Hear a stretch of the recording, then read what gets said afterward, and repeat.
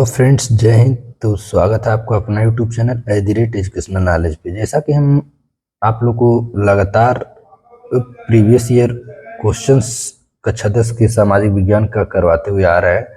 आज भी कुछ ऐसे ही क्वेश्चनों को लेकर के आए हैं। आज का जो हमारा क्वेश्चंस है वो सत्र 2022-23 की मॉडल पेपर पर ही आधारित है और ये कहीं ना कहीं हमारे बोर्ड एग्जाम में पूछा जा चुका है। तो आप लोग बड़े ध्यान से क्वेश्चंस को देखिए और इसे अच्छे से समझिए। चलिए, निम्न में से कौन 1815 की वियना संधि से संबंधित है? अब यहाँ देखिए, आपको 4 विकल्प लेकर के हैं। बहुत मेहनत किए हैं इस पेपर को बनाने में।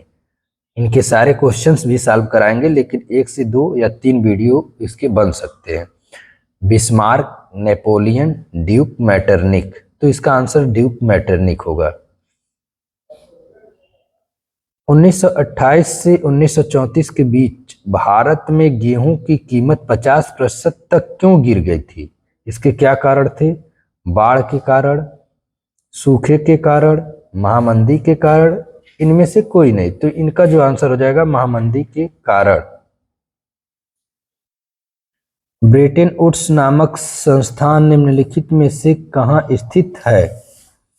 इसके भी 4 विकल्प हैं। अमेरिका, यूरोप, अफ्रीका, इनमें से कोई नहीं। तो इसका आंसर हो जाएगा अमेरिका। कभी कभी इसका नाम भी पूछ लेता, तो नाम इसका न्यू हैम्पशायर में, यानी जो ये समझौता किया गया था ब्रिटेन वुड्स, ये स्थान कहाँ है? अमेरिका के न्यू हैम्पशायर में।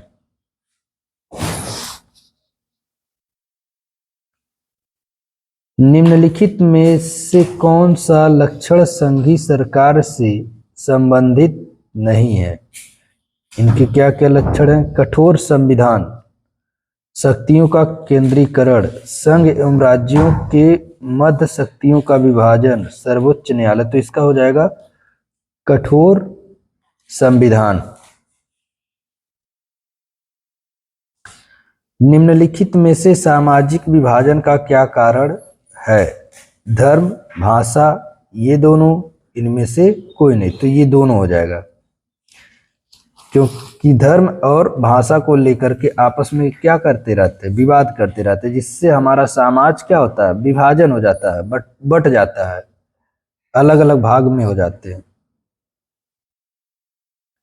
यदि हम लैंगिक बात करते हैं तो उसका अर्थ होता है समाज में स्त्री और पुरुष की असमान भूमिका, स्त्री और पुरुष के मध्य जैविक भिन्नता, बालक और बालिकाओं की संख्या में असमानता, उपरोक्त में से कोई नहीं। तो यहाँ इसका ये आंसर हो जाएगा। भारत का संविधान कैसा है? लिखित, कठोर, लचीला, ये सभी। तो यहाँ ये सभी हो जाएगा, क्योंकि भारत का जो संविधान है वो लिखित भी है, कठोर भी है और लचीला भी। आगे एक ऑप्शन और हो सकता था, विस्तृत, तो ये भी सही था। ड्यूक मैटरनिक ने हमारी सामाजिक व्यवस्था का सबसे खतरनाक दुश्मन किसको माना है? रूसो को, विक्टर एमेनुएल को, काल्विन को, जिसपे मैथ्सनी को। तो जिसपे मैथ्सनी को है सबसे खतरनाक दुश्मन माना है। लोकतांत्रिक शासन व्यवस्था अन्य व्यवस्थाओं से अच्छी है क्योंकि यह क्या है? नागरिकों में समानता को बढ़ावा देती है, व्यक्ति की गरिमा को बढ़ावा देती है। ए और वी दोनों, ये तो यहाँ ए और वी दोनों हो जाएगा आंसर।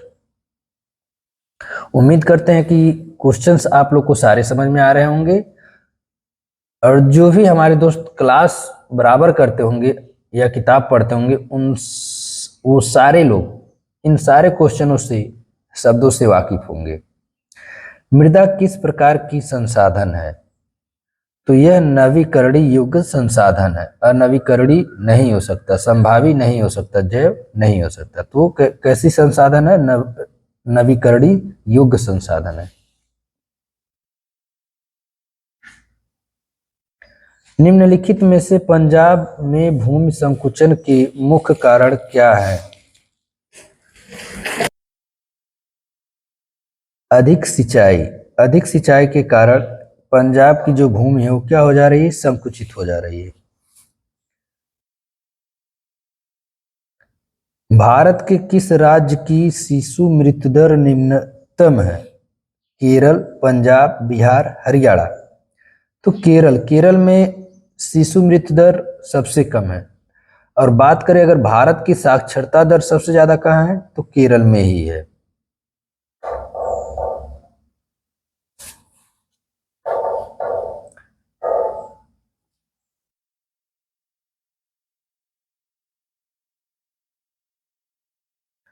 सार्वजनिक एवं निजी क्षेत्र को किस आधार पर वर्गीकृत किया जाता है?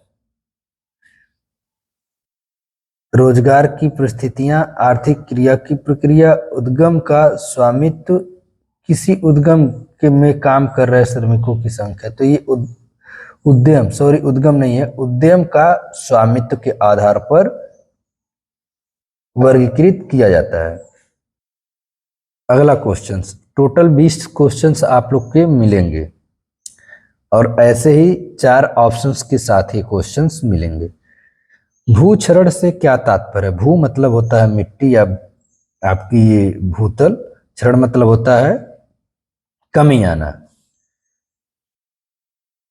भूमि का अनुपजाऊ होना, भूमि का दलदली होना, भूमि का उपजाऊ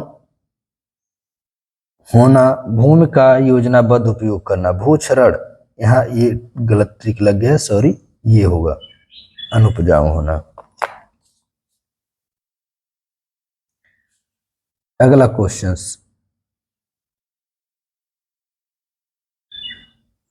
गोंडवाना कोयला का जमाव किस क्षेत्र में नहीं पाया जाता है? दामोदर घाटी, सोन नदी, महा घाटी, चंबल। तो ये सोन हो जाएगा।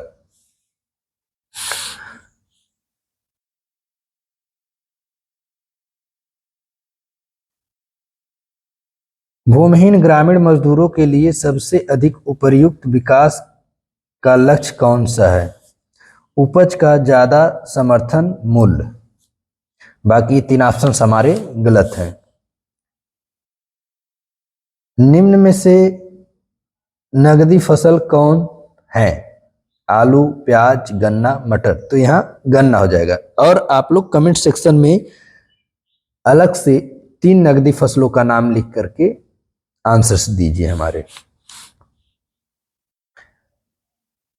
निम्नलिखित में से कौन सा परंपरागत ऊर्जा का स्रोत नहीं है?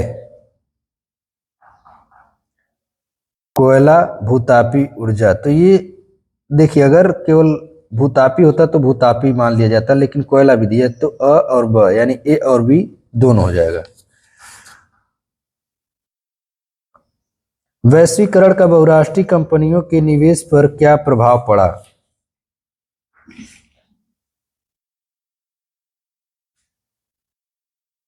बहुराष्ट्रीय कंपनियों ने के निवेश में वृद्धि हुई। बहुराष्ट्रीय कंपनियों द्वारा भारत के विदेशी व्यापार के अधिकांश भाग पर नियंत्रण।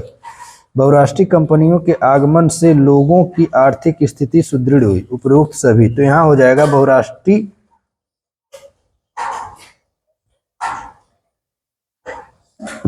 कंपनियों के निवेश में वृद्धि हुई। तो ये हमारे टोटल 20 बहुविकल्पी प्रश्न थे जो हमने एक छोटे से वीडियो में हल करवा दिया। इसके और भी जो भी क्वेश्चंस अभी बचे हैं लघु उत्तरी, अति लघु उत्तरी, उनको हम एक अलग वीडियो बना करके डाल देंगे। और आप लोग क्लास को शेयर सब्सक्राइब करना ना भूलें। धन्यवाद।